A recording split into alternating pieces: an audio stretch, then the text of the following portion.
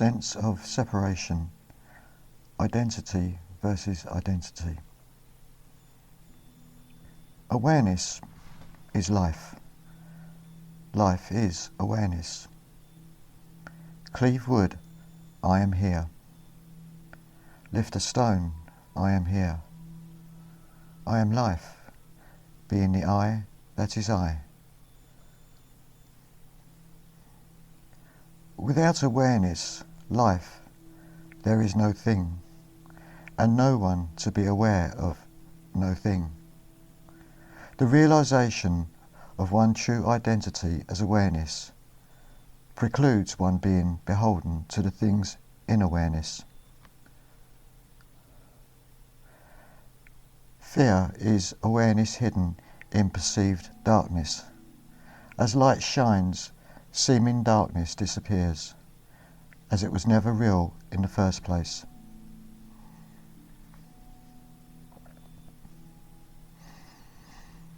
Life is inclusive of all things, as perfect, complete, whole, invisible in consciousness, ideas. Nothing needing to be added or taken away for the idea to be perfect and complete. Like ideas that one seems to imagine or image up, invisible in one's head. Pure awareness holds those as perfect ideas eternally now. The inclusion of ideas, body, within awareness negates any sense of life being within things, bodies, as a power, even as life seems to animate things. Is the tree moving, or is the invisible wind moving the tree? One sees the effects of movement, life, but never sees life or the wind. Awareness, being aware of things, is never subject to the illusory power of things, appearing to move through a power of mistaken identity, i.e., if one imagines, believes, a thing to be moving of its own power, one has become subject to the assumed power and entertains the show the said power seems to be exerting. This is how it appears that awareness seems present in the relative scene, without being aware of the scene. One's sense of separation from one's source can be summed up as a mistaken sense of identity. One has taken on by mistake, through a sense of life conditioning, an identity contrary to one's true nature, which is life itself. Question the statement below and its accuracy. In fact, it is very deceptive, as the answer seems forever out of reach due to the nature of the statement. If awareness includes levels, it would not be single, uninterrupted, pure. Unless purity includes levels of purity, then there would be no constancy to be in. This true identity that one is has not gone anywhere. It is constantly here, albeit hidden from plain sight, behind a seeming sense of a mask one wears, called one's personal conditioned sense of identity by the name of so-and-so. A hub of a will is attached, connected to the rest of the will, it seems. Is this true of awareness? Is awareness attached? What stays still is the spindle. It does not move, it is fixed. It is permanent, as is being. The connection, if one can call it that, is where the bearings touch the hardened casings of both the hub and the spindle, lubricated by grease. In the case of levels of beings, the seeming invisible bond, connection, grease, that gives a sense of materiality is emotional guilt, which in turn seems to cause friction or vibration. in one's sense of life and living. Now imagine, as is in a likeness, the grease guilt is dissolved with heat friction. Clarity burns away the illusions created by mind's acceptance of a lie over truth.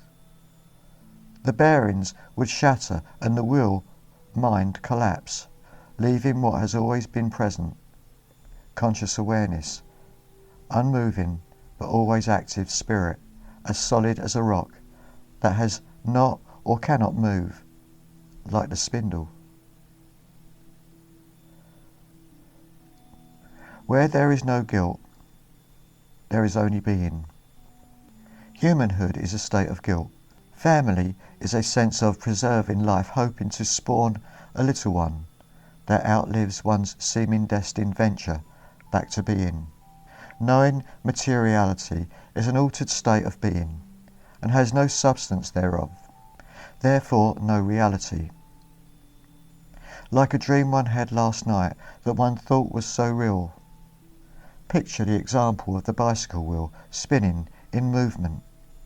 Which part of the wheel always seems to be in constant movement, and which part of the wheel never moves?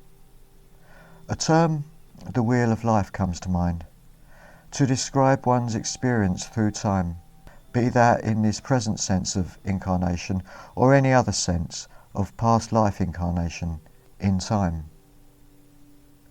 It's all in a sense of time, a seeming present based in a seeming sense of past, projected into a seeming future, created through a fear of not knowing. Where is the past? Except in one's memory. Does it exist? In truth? Go get it and bring it in to the now. If it is real, it is only real to one's sense perception that is grounded in an ever-changing mind one calls one's personal mind. The outer circumference of the wheel of life that is seemingly in constant motion reflects one's personal sense of identification in relation to one's sense of a world out there. The common denominator here, as to why everybody seems to see the same out there, is an agreed sense of acceptance that reality, the way we all see it, is normal. To go against this sense of normality may end up with oneself being marginalised as an outcast of some sort, maybe getting oneself locked away in an insane asylum.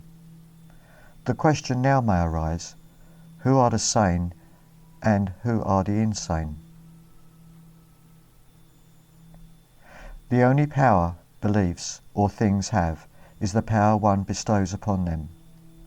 They have no inherent power of their own, yet one creates a world based on the assumption that things and beliefs are real, with their own substance, power, animation, like Mickey Mouse and Donald Duck discussing their next adventure. The human mind seems to understand in its capturing of visible images as a progression of events happening out there, like its eyes are video camera watching frame by frame unfold in front of its awareness. The mind spinning sees these images sequentially, and naturally it seems it assumes it is watching a real-life drama unfolding in front of it. This is mind's reality, a sequence of still shots joined together by mind, now called time.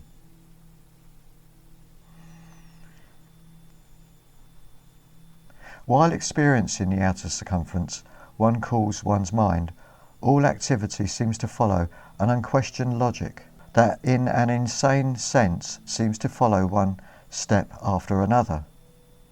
A sense of progression as the wheel of life spins in constant motion, evolving into a sense of future that may one day become a present, then relegated to a past called history. And with this personal one and all its story that was born and dies and has all sorts of events happen in the middle somewhere, had this past life or that past life where one was once a monk, a sailor, a king or a beggar. in whatever age. The centre of one's being has never moved, has never gone anywhere, has always been in plain sight, albeit hidden behind a masquerade one chooses to play. At the centre of the wheel of life, untouched, unmoved, unconditioned, pure and alive, knowing nothing but its immaculate sense of omnipresent being, is one's true identity, life itself. As the wheel slows down, as one's personal sense of mind slows down, one may well seem to experience the old ways disappear. But watch as the human mind tries to hold on to a sense that has seemingly served it for so long. Listen to the mind scream and holler and fight for its existence that was all based in a missed identification of a personal self. Like a sparkler, as it spun round and round, it seems to create a circle that seems real. What happens when the sparkler stops? Where is the circle? Was it ever there? Was it real?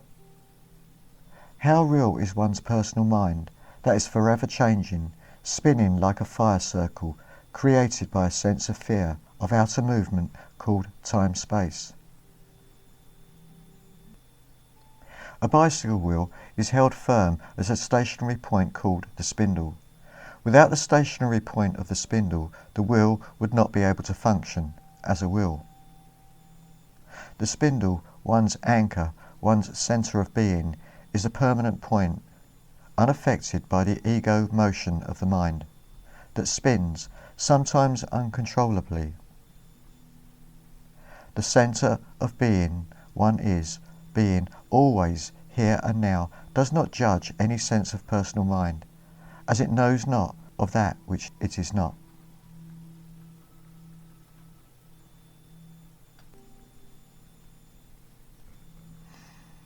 Dream dreams the dreamer.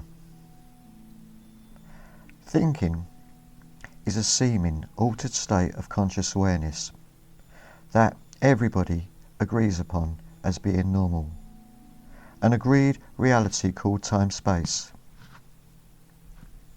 Go against the agreement and see what happens. Dream is the way one seems to perceive one's world, one seemingly perceives mentally through seeming physical senses, then acted out through those perceived senses as real, therefore continuing the cycle the dream sense has seemed to create.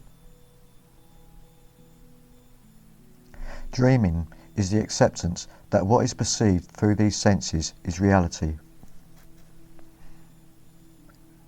Dreamer is the one that believes the perceived reality is happening to oneself, continuously reaffirming its sense of self.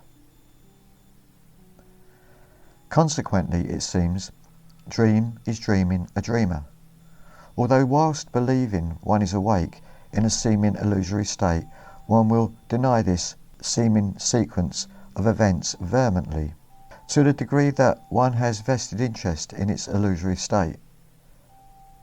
But in effect, the dreamer belongs to dream, and is part of the seeming mental dream construct. All the while, the one that is present during this whole seeming drama is awareness, even as it may seem to appear as otherwise. So even as dream seems to be going on, awareness, one's true self, has not left, has not moved a whisper, and is not absent. What one has seemingly and mistakenly done is accept a false sense of self, a dream self that is seemingly assuming the part of a character in the dream, that in truth does not exist. Acceptance of this false sense of self seems to come through a sense of familiarity with one's seeming immediate environment. Hence, a sense of hypnotic suggestion through familiarity convinces oneself to accept what one seemingly senses through a seeming experience as real and happening to a personal me sense. A sense of guilt seems to get created That in effect solidifies the whole deal that one seems to carry around and call one's life. Only correct identification can dissolve this false sense of self. No direct approach would or could work against something that in truth has no reality. It would be like expecting to find truth in a lie, a bridge of words that could be traversed into truth, or a nighttime dream taking place in daytime waking state. Only correct identification clears a conditioned sense of personal mind. A dreamer is one that believes that what one believes is real, therefore leaving no room for factual evidence or discrimination through true understanding. To the degree that one's seeming life is based in false beliefs, does the seeming dreamer live and die by this same self-imposed judgment of oneself. The dreamer is reliant on dream, for without dream there would be no dreamer. The dreamer cannot dream up something, as the dreamer by definition is part of the dream construct.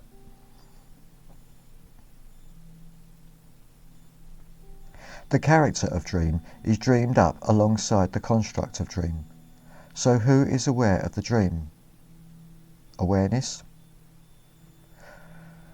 One may have noticed that in nighttime dream, as well as daytime dreaming, or just plain and simple conditioned dream state called relative reality, a denial of one's true state of conscious awareness, one seems to always be searching for a solution to perceived problem. And as that problem is solved, a new problem seems to arise out of the solution. A never-ending story of evolving towards something greater, some greater state of being, a personal sense of self living a finite sense of time, always ending up in the grave. By the theory of gravity, earth to earth, ashes to ashes, dust to dust. One is attention, so whatever one is giving attention to, through fear, one is giving one's attention to and creating a power, a belief, over oneself, thereby not giving attention to a power one innately is. Believing something out there has power over oneself seems to create one's belief as a reality. There is nothing innately right or wrong with this, no judgment, but if one chooses out there as a power over oneself, one also will seem to suffer the consequences of that power being displayed in a sense of time-space. One does not need to be a rocket scientist to work out what one gives out, one gets back. It may not be as one chooses, but it is directly proportional.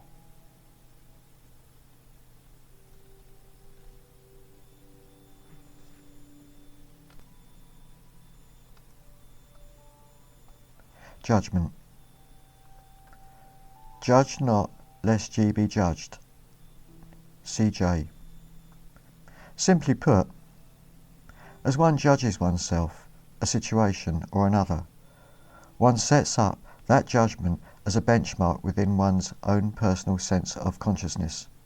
Thereby, every time one encounters the same situation or other that one has judged as good or bad, one seems to suffer from the short-sightedness of that judgment. One has become one's own judge. Yet it seems God, life, awareness, or something else, is always on the hook.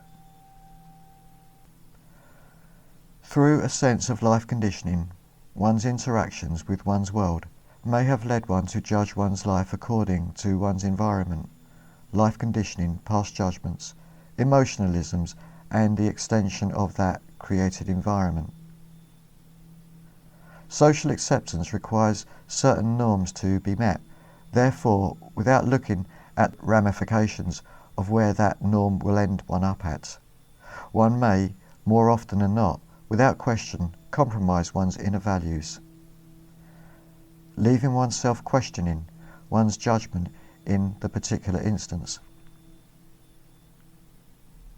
As a child, one may not have the wisdom of life to fall back on as a benchmark of what is and what is not morally acceptable, and just even simple morality.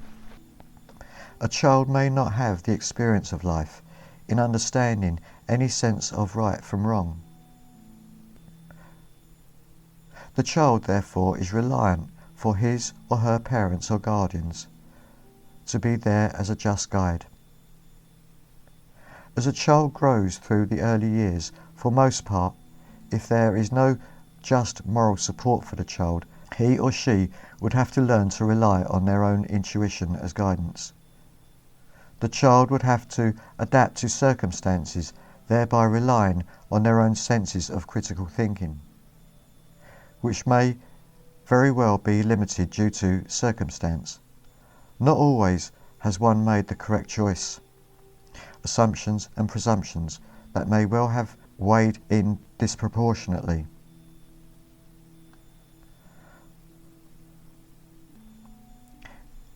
Ideas are what they are. An individual idea rose is a rose. It is not a good rose or a bad rose. It is a rose, a simple, single idea rose, seen optically and mentally entertained, formed at a vibratory level that seems to have a sense of solidity in time-space. A child at a funeral of his or her beloved mother sees the red roses on a casket and relates to red rose to feeling pain or sickness at the loss of the child's mother. From this point on, the judgment that roses make the child sad is imprinted in the child's psyche. Every time red roses are seen, there is pain or sickness felt. As time passes, the pain and sickness gets suppressed, maybe in the emotional chakra area. Then the pain and sickness gets repressed and may end up as a sense of depression. Further down the line, the area in the body where the pain has been suppressed and depressed, the cells in the affected area may seem to die, turning towards a cancer or other disease. Unless closure on the judgment of red roses is understood, a judgment set up as a child carried on through the child's life through to adulthood, never understood for what it was, there seems suffering. So any sense of moral teachings aside, when it is pointed out how a simple action is able to direct one's life contrary to one's own well-being, one may feel inclined to find a way out of the prison one has seemingly set up around oneself. One can paint the bars of a prison and paper the walls by dealing with the issue superficially, using a band-aid of some sort, but just by seeing clearly and not judging, one has freed oneself from self-imposed slavery. One is taught to judge a situation or an object as good or bad, right or wrong, etc., depending on certain criteria that may well suit at the time. Over time, one may acquire certain likes or dislikes due to one's taste or circumstances.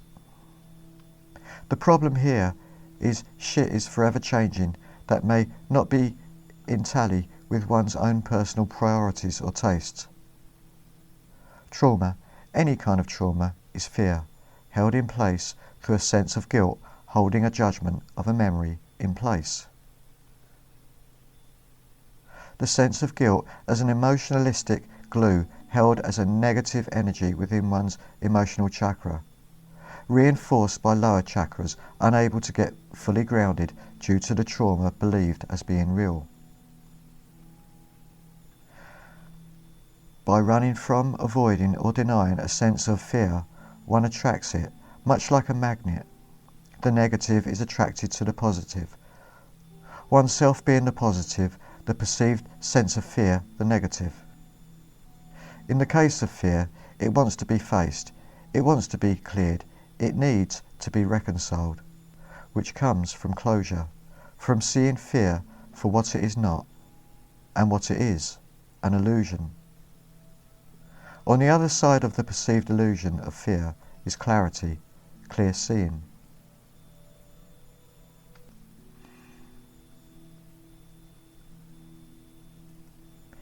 Guilt and condemnation. The same thing will repeat over and over in one's life until it seems to become so painful and unbearable one refuses to follow the same pattern that led to the pain anymore. And in doing so one seems to see the entrapment that one willingly surrendered to for the sake of not following one's own intuition, but chose instead to follow the accepted fashion of the day so as to keep a feeling of recognition intact. To the degree that one experiences rejection being projected against oneself from the world out there is to the same degree that one has not listened to oneself. My way is not thy way, and as long as one argues that my way is the right way, will one experience rejection, as the sense of guilt ultimately comes from rejection of self, but seems to appear as rejection of one's self, one's daily rounds.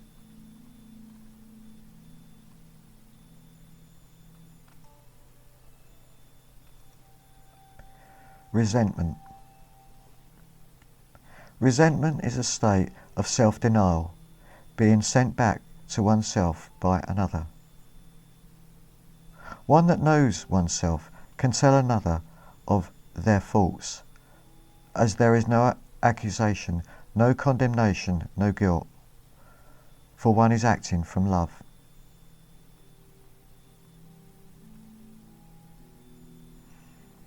Resentment or resentiment. Again. Scent of the mental.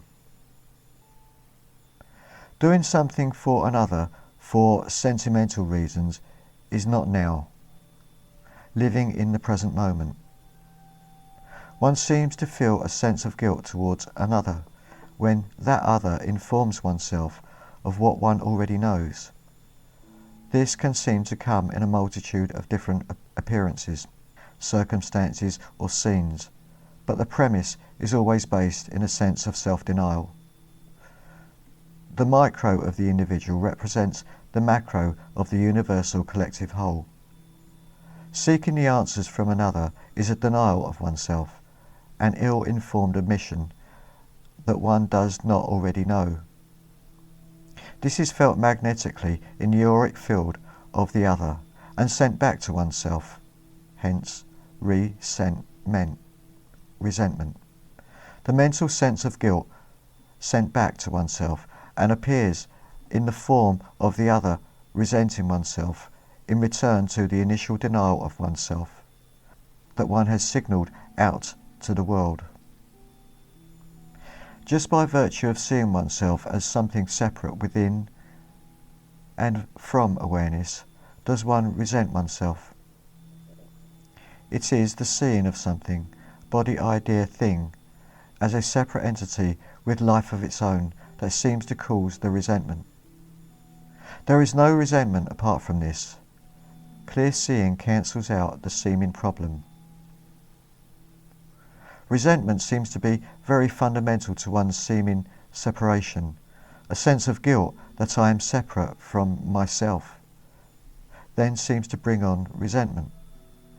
This is very deep, seemingly at the core, so any seeming work on personal resentments can only at best seem to direct one always back to this point. God is pure in rest and as pure in play, even as the appearance seems to try to dictate otherwise. This is not to justify the appearance as real or try to say that God is in the appearance. The appearance is still an illusion. This is only to allow one to see the illusion for what it is, an illusion with no power. One cannot do anything as a physical body. Trying to deal with the problem as a problem only seems to perpetuate the same or another problem.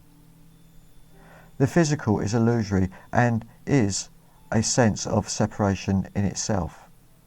As soon as one looks and sees a physical body that has a life of its own and tries to work on this basis, one immediately loses the plot, or any seeming work has to be done subjectively.